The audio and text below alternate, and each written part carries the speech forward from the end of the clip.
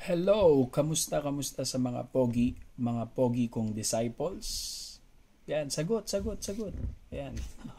Okay, so yan, miss ko na kayo and uh, 3, 4 days na stay dito sa London. Okay naman.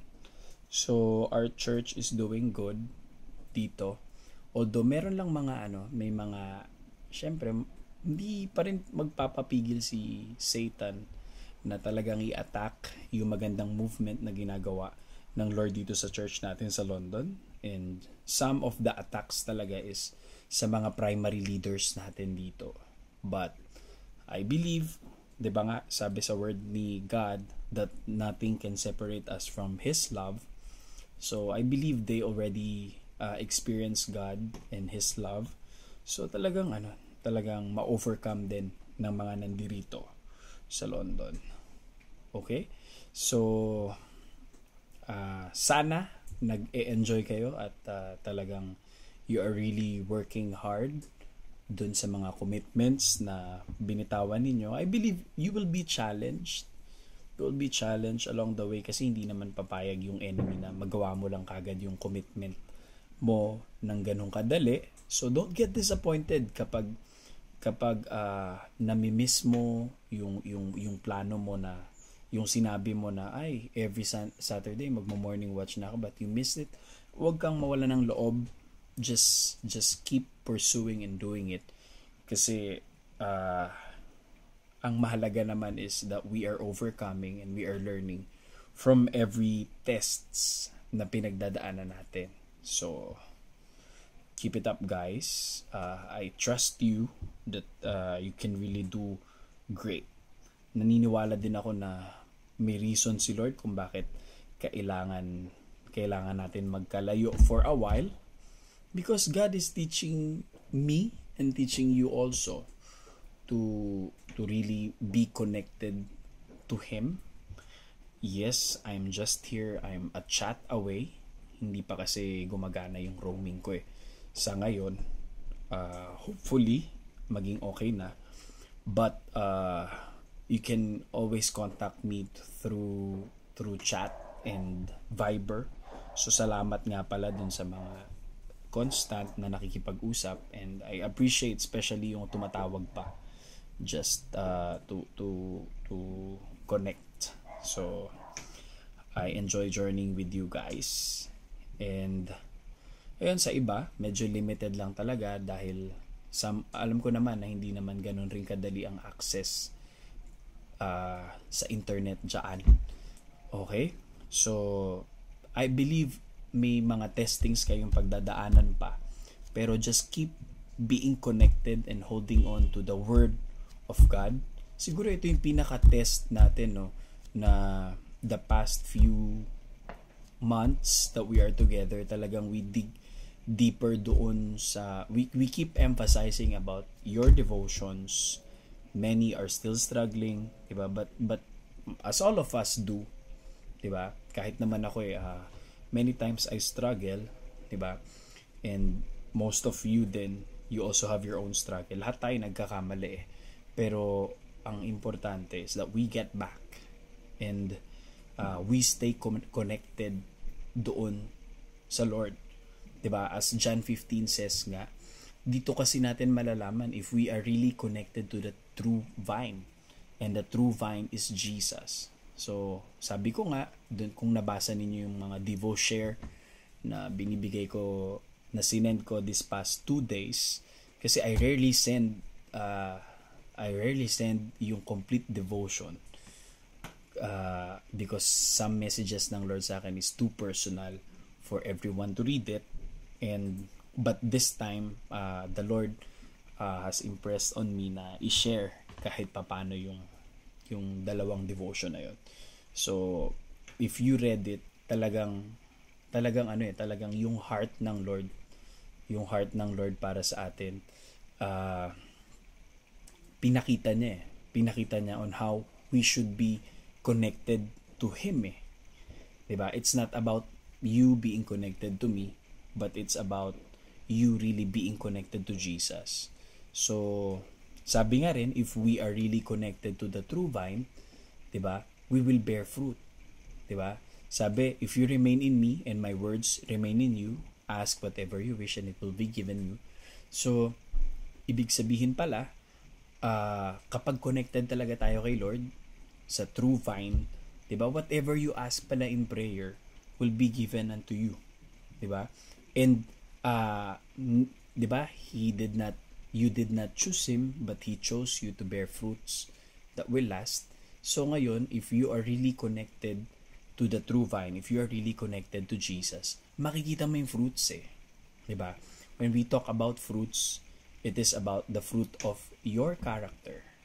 And at the same time, fruits dun sa mga people na na-impact nung character na binago sa'yo ni Lord eh. So ngayon, I can see changes happening sa bawat isa sa inyo. Iba-iba lang talaga tayo ng pacing. 'Di ba? Merong mabilis, merong iba na overcome na yung ganitong area ng buhay. But don't be discouraged kasi lahat tayo nag-undergo ng process eh. So what is important, we continually seek God. 'Di ba? As we seek him first, 'di ba, all things will be added unto us eh. Talagang pagpapalain tayo ni Lord sa buhay natin. So I pray and I pray to the Lord na talagang this 3 weeks that we are apart, talagang mas ma-realize ng bawat isa sa atin on how important is na talagang we are really connected eh. We are really connected kay God. 'Di ba? So strengthen your devotion. Strengthen your prayer life. Kasi napakalaki talaga ng plano ng Lord sa iyo eh. Napakalaki ng plano ni Lord sa network natin. And yes, there will be testings pa na darating. Pero the Lord will be with us until the end of age. So nothing to worry about. And if you're struggling right now, you need someone to talk, tawagan mo lang ako. Dito lang ako and I'm willing to help regardless kung anong time. 'Di ba? Unless syempre pag nagse-service or may mga gawain na ginagawa, I can siguro I'll just answer later. Pero sa akin naman kahit madaling araw pa yan dito, 'di ba? If you really need to talk to me, then just go ahead and talk to me. Okay lang naman sa akin 'yun. As long as we can go ahead and journey together, 'di ba? Ikaw, 'di ba? Ako, si Father, si Son, si Holy Spirit. So I'm enjoying this journey with you, and I hope na we'll get closer and closer to one another kahit magkalayo, but at the same time get more closer to the three, 'di ba? Si Father, si Son, si Holy Spirit sa ating mga personal lives, devotion for basics natin.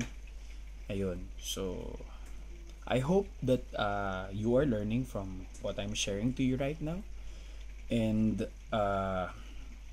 I hope you learn from the lesson na share din sa inyo ni Coach David.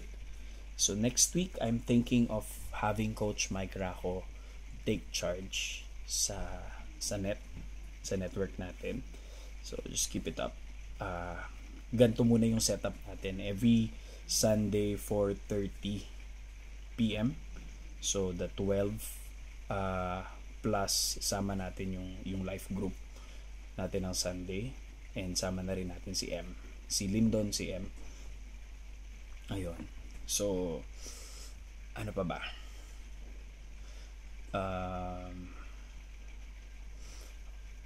Ayun. So may questions ba kayo?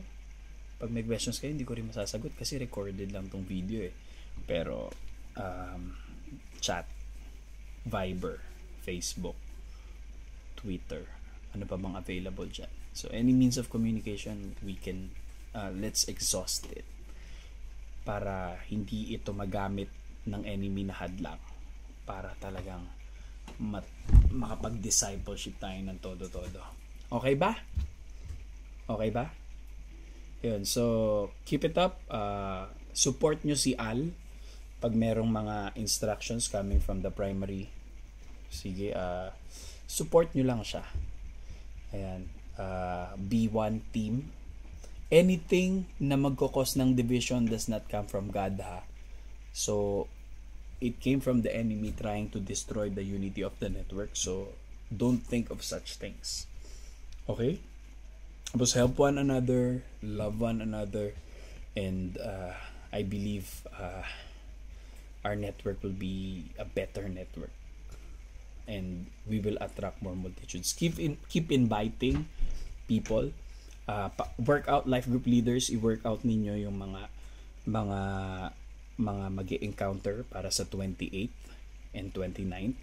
So si Lyndon rin na nandyan ngayon. So workout mo na yung schedule mo para maka-attend ka rin ng encounter. Rex, if you want, you can join again sa next encounter. Ayan. Okay? So siguro hanggang dito muna. And just keep praying for me. Of course, I'm also being attacked by the enemy on some things in my life. And support me, cover me through prayers as I am doing din sa bawat isa sa inyo. So, if you are struggling with anything, just tell me para I know what to pray para sa'yo. Okay? So, see you in 3 weeks. 3 weeks pa ba? See you on the 28th. So, keep doing the great job. Don't give up. Embrace the grind. Keep loving. And I miss you guys. I love you guys. So, para kay Jesus. God bless you. Thanks.